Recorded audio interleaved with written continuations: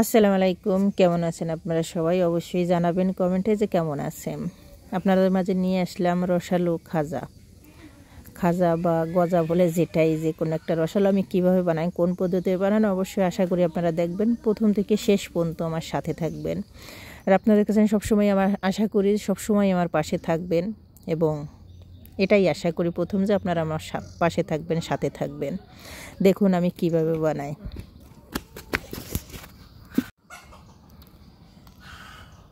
এখানে আমি ব্যবহার করেছি ময়দা, আমি ফ্রেশ যে ময়দাটা সেটাই আমি ব্যবহার করেছি। আপনারা চাইলে আটার দাই ব্যবহার করতে পারেন। আমি 3 কাপের মতন ময়দা এখানে ব্যবহার করেছি, যেহেতু বাসায় অনেক লোক এই জন্য আমি বেশি করে বানাইছি। আপনাদের পরিমাণ 1 কাপেরও বানাতে পারেন, 2 কাপের। আমি স্বাদ মতন দিয়ে দিলাম লবণ, আর আমি শুধু লবণই এখানে ব্যবহার করেছি, আর কোনো কিছু এখানে আমি ব্যবহার করে নেই। আর 1 চামচ বা 2 চামচের মতন আমি ঘি এবং তেল দুটোই আমি মিক্স করে ব্যবহার করি সুন্দর একটা ঘ্রাণের জন্য। এখন আমি আটাটা সুন্দর করে আমি ময়ন করে নিব, যাতে একদম জুরজুরো হয়ে যায়। এই পদ্ধতি এটা খুব খাস্তা হবে, প্রথম ভাজা পর অনেকটাই খাস্তা ক্রিস্পি হবে, পরে আমি রসের ভেতর দেব। দেখুন আমার ময়ন করা হয়ে গেছে। এখন আমি হালকা একটু চিনি দিয়ে দিলাম, আরও সুস্বাদু একটু টেস্টের জন্য। আপনারা অবশ্যই চেষ্টা করবেন একটু চিনি দেওয়ার জন্য, তাহলে টেস্টটা বেড়ে যাবে এই খাজার। এখন হালকা হালকা আমি পানি দিয়ে সুন্দর করে একদম সফট না, একদম শক্ত হবে না, আমি একদম মিডিয়াম করে একটা ডো বানিয়ে নেবো। একটু শক্ত টাইপের একটা ডো হবে, একদম নরম ডো হলে কিন্তু আপনার খাজাগুলো ভালো হবে না। আমি শক্ত করে একটা, বেশি শক্ত না বেশি নরম না, এরকম একটা ডো আমি সফট টাইপের একটা ডো দেখুন বানাই নিয়েছি। এখন এখানে আমি একটু 1.5 চামচের মতন কর্নফ্লাওয়ার দিয়েছি। আমি একটা খুব সুন্দর করে একটা পেস্ট বানাই নেবো, এটা আমি রুটির ভিতর ব্যবহার করব। আর 2 চামচের মতন আমি এখানে ভালো তেল না, এটা সয়াবিন তেলটা আমি ব্যবহার করেছি 2 চামচের মতন, কর্নফ্লাওয়ার এবং সয়াবিন তেল। যদি কর্নফ্লাওয়ারটা দেন খুব সুন্দর একটা খাস্তা একটা ফ্লেভার আপনারা পাবেন। এখানে আমি 1.5 কাপের মতন, 1.5 থেকে 2 কাপ, 2 কাপই ধরেন, 2 কাপের মতন আমি এখানে পানি নিয়েছি। তো রসটা আমি কোনো 1 তার 2 তার করবো না, চিপচিপে ভাব করব আমি। 2 কাপ আমি পানি দিয়েছি, 2 কাপের মতন চিনি আমি ব্যবহার করেছি। 2টি এলাচ দিলাম সুগন্ধির জন্য, ঘ্রাণের জন্য, যাতে ঘ্রাণটা খুব সুন্দর আসে, একটা ফ্লেভার যাতে আমি ভালো পাই। এখানে আমি কোনো 1 তার 2 তার কোনো শিরা করবো না, সামান্য 2-1টা বলক ওঠা পর এখানে আমি একটু ফুড কালার ব্যবহার করেছি, সুন্দর একটা কালার আসে। কিন্তু চিপচিপে ভাব যখন আপনি হাতে নেবেন, চিপচিপে ভাব আসলে আপনি গ্যাসটা বন্ধ করে দেবেন।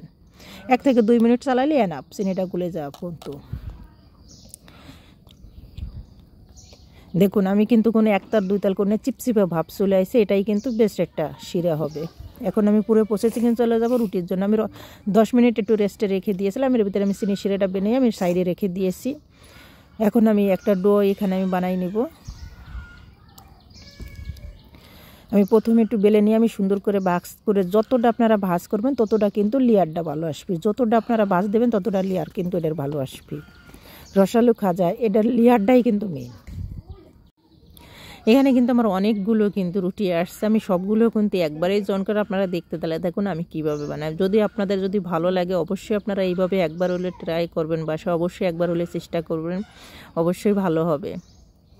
আমি এখন সুন্দর করে যে করে লেচি কেটে নিয়েছিলাম সেই করে এখন আমি হাতের তালুর নিচে সুন্দর করে গোল গোল করে নিতেছি, রুটির ময়ান দিয়ে নেব। আমার 10টা থেকে 11টা হয়েছে। দেখুন আমি এখন রুটিগুলো সুন্দর করে হালকা আমি একটু আটা দিয়ে ময়দা দিয়ে আমি সুন্দর করে বেলে নিব। বেলে নিয়ে আমি একটা সাইডে রেখে দেব।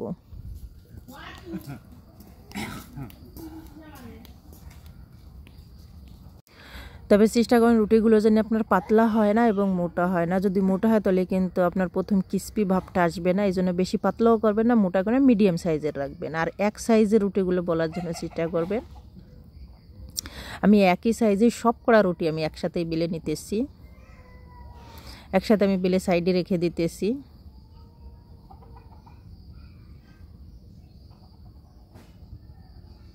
দেখুন আমার সবগুলো রুটি বলা হয়ে গেছে। আমি এখন কিভাবে লেয়ারগুলো দিতেছি একের পর এক, কিন্তু আমি একটাই কিন্তু আমি এখানে একটা রুটি বানাবো, পুরো সব কড়া ডো দিয়ে কিন্তু একটাই রুটি আমি একটার পর একটা বিছিয়ে দিতেছি। তারপর আমি দিয়ে দিয়েছি সামান্য পরিমাণে, আপনারা এখানে ময়দাও ব্যবহার করতে পারেন, কর্নফ্লাওয়ার ব্যবহার করতে, যখন আমরা তেলের যে মিশ্রণটা আমি বানাইছি সেটা দেওয়ার পর তেলও কর্নফ্লাওয়ার ব্যবহার করতে পারেন এবং ময়দাও ব্যবহার করতে পারেন। আমি এখানে ময়দাটাই ব্যবহার করেছি। এখন আমি একটার পর একটা দিয়ে দেখুন আমি কিভাবে লেয়ার দিতেছি। এভাবে এই যে আমি ভিতরে যে ময়দা এটা দিলে কিন্তু একদম ভিতর থেকে পারফেক্ট একটা ক্রিস্পি একটা ভাব চলে আসবে। দেখুন আমি কত মোটা করে দিয়েছি। আমি কিন্তু প্রতিটা রুটি কিন্তু এরকম মোটা করে বেলেছি, আমি সবকটা কিন্তু একসাথে আমি জয়েন করেছি। এটা আরও বেশি লেয়ার আনার জন্য কিন্তু আপনারা 2 ভাগও করতে পারেন। 10টা যদি আপনার রুটি হয় তাহলে আপনারা 5-5টা করে করতে পারেন। দেখুন আমি কীভাবে ভাঁজগুলো দিতেছি, একদম জানি ডোলকের মতন একটা রুটি হয়েছে। এটা কোনো সমস্যার কোনো কারণ নাই। আমি কিন্তু সব জায়গায় কিন্তু আমি এই পেস্টটা কিন্তু দিতেছি, কর্নফ্লাওয়ার এবং তেলের যে পেস্টটা সেখানে আমরা দিতেছি। দেখুন আমি সুন্দর করে ভাঁজ করে নিতেছি। এটা যত ভালো হবে ততটা কিন্তু লেয়ারটা কিন্তু বেশি আসবে। এখন আমি বড় করে এখানে একটা রুটি বেলে নেব, জানি রুটিটা জানি গোল এরকম জানি 4 শেপেই জানি থাকে, যেভাবে আমরা পোয়ারাটা বাজি সেইভাবে কিন্তু আলতো হাতে কিন্তু আপনার বেলতে হবে, নাহলে কিন্তু ভিতরে যত চাপ দেবেন কিন্তু ক্রিসপি ভাবটা আসবে না, কিন্তু ওই যে লেয়ারগুলো ওটা কিন্তু বেড়ে আসবে না। এই জন্য আলতো হাতে সুন্দর করে একটু টাইম নিয়ে কিন্তু আমি বলে নিতেছি।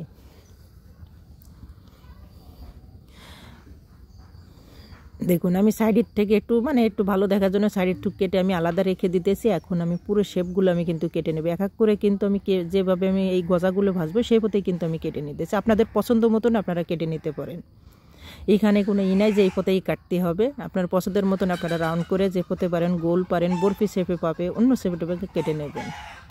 দেখুন আমি সবগুলোকে দেখুন মাশাআল্লাহ ভিতরের লেয়ারগুলো কিন্তু এত সুন্দর দেখা যাওয়া লাগছে। এটা কিন্তু আপনারা যখন তেলে ভাজবেন এক একটা কিন্তু বের হয়ে আসবে। যখন দেখেন আপনার এরকম আপনারা সাইডে একটু চামচ দেওয়া হয়তো এই লেয়ারগুলো এরকম দেখা যায়, একটু সাইডে একটু দিয়ে দিতে পারেন, একটু জাতা দিলে কিন্তু আরও বেশি ভিতর থেকে কিন্তু ক্রিসপি আসবে, লেয়ারগুলো কিন্তু আরও বেশি ভালো দেখা যাবে।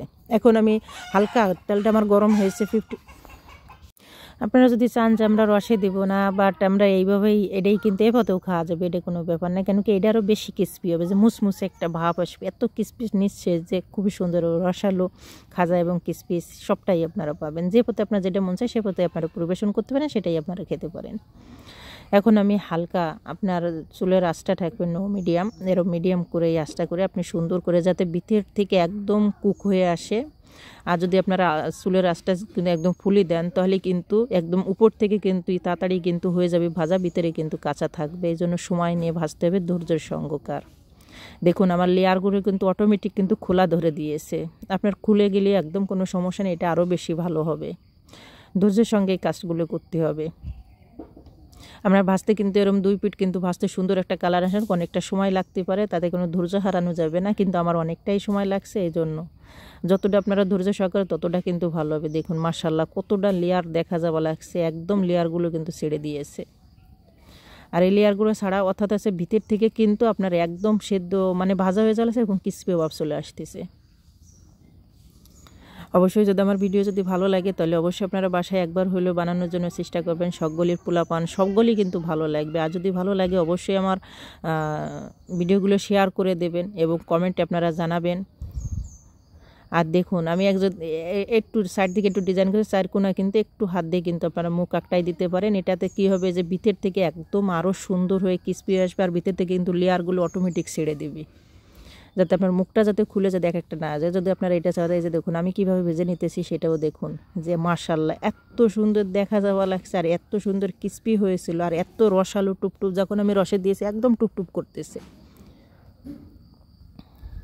আমি একই প্রসেসে কিন্তু সবগুলো আমি ভেজে নেব।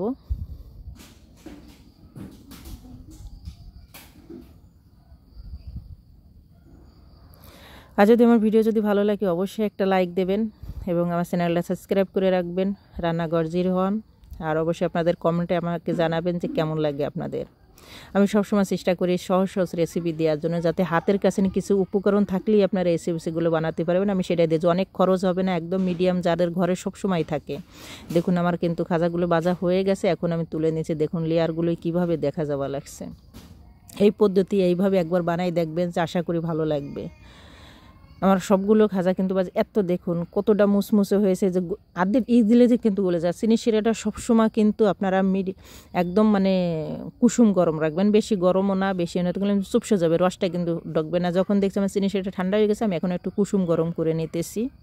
কুসুম গরম করে নিয়ে তারপরে আমি খাজাগুলো দিয়ে 1 মিনিটের মতন হয়তো উল্টে পাল্টা দিয়ে তারপরে আমি উঠিয়ে নেব। দেখুন দেওয়ার সাথে যদি আপনার খাজাগুলো যদি ক্রিসপি হয় তাহলে কিন্তু সহজে কিন্তু রসটা কিন্তু টেনে নেবে। আর যদি ক্রিসপি যদি না হয় কিন্তু রসটা টানতে কিন্তু অনেকটা সময় লাগবে। দেখুন আমার দেওয়ার সাথে আমার কালারটা কিন্তু চেঞ্জ হয়ে গেছে, রস কিন্তু টানা কিন্তু অটোমেটিক আমার রসগুলো কিন্তু টানা হয়ে গেছে। দেখুন শিরার ভিতর কিন্তু ডুবে গেছে।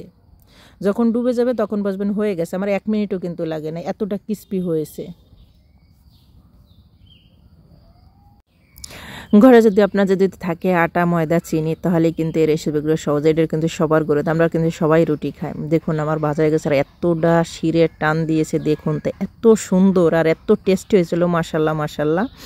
আশা করি আপনাদের কাছেও ভালো লাগবে আমার ভিডিওগুলো। অবশ্যই চেষ্টা করবেন, ব্যর্থ হবেন না, পেয়ে যাবেন আমার মতন। একবার হইলে চেষ্টা করেন, দেখেন খুবই ভালো লাগবে আপনাদের কাছে। দেখুন কতটা রসালো, দেখুন রস একদম পুরোটা কিন্তু একদম রসে টুপটুপ করতেছে দেখুন।